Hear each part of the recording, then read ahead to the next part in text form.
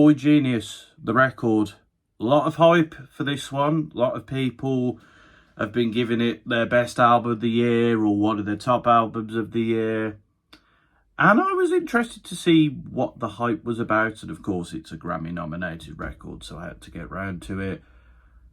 And yeah, it's a very good record. I kind of see why people have been giving it the praise it has been. In terms of the members, I was obviously aware of Phoebe Bridgers. I've listened to the last album from Phoebe Bridgers, Punisher. But Lucy Dacus and Julian Baker, I'm not as aware of, but they're a great threeple.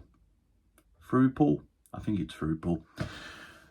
They're mashed together very well, whether instrumentally or lyrically or vocally. They're a great...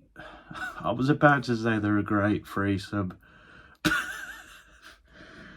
Yeah, we'll leave that in. Why not? It's funny, I guess. This is a really good album. It's a great blend of rock, whether that be the India side of things. There's also a track that's very pop punk inspired. There's a lot of folky type stuff on here, and there's a lot of very melancholic sad tracks on here. There's a lot of the relationship isn't going well, we're breaking up or something. There's a lot of that here, which I think is kind of why a lot of people like this record, because it's very much a late summer romance hasn't quite worked out record. It does definitely feel like that, especially on, I think it's True Blue. I think that very much encapsulates that, and that's a great little anthem for that sort of vibe. In terms of my highlights here, the opening track I think is a great start to the record. I love how all three members harmonise together.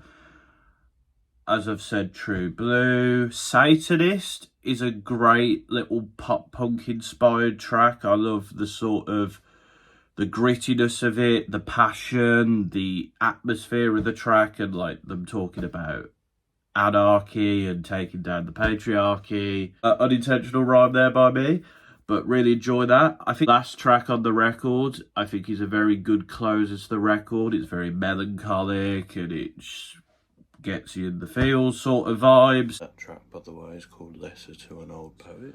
Leonard Cohen, as short as it is, I think is a great example of how you can take a track that's very short, but just do everything that needs to be done with it. Yeah, those were my highlights. I mean, there's a lot of great tracks on here.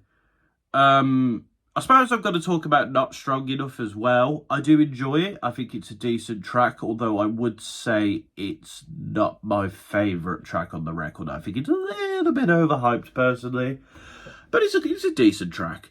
To be honest, in terms of the album, the only track that didn't quite hit it for me was Emily, I'm Sorry. I loved Phoebe Bridgers' performance. I thought that was great.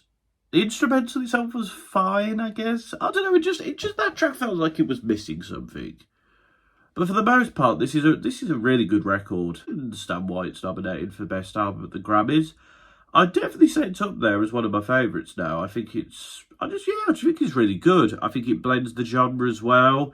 You feel the emotion and the passion from all the artists. I think instrumentally it's varied enough. It's not doing anything out there, but it's doing what it's doing very well. And yeah, it's a good album. It's solid, it's succinct, it's not too long. Not much to complain about with this album.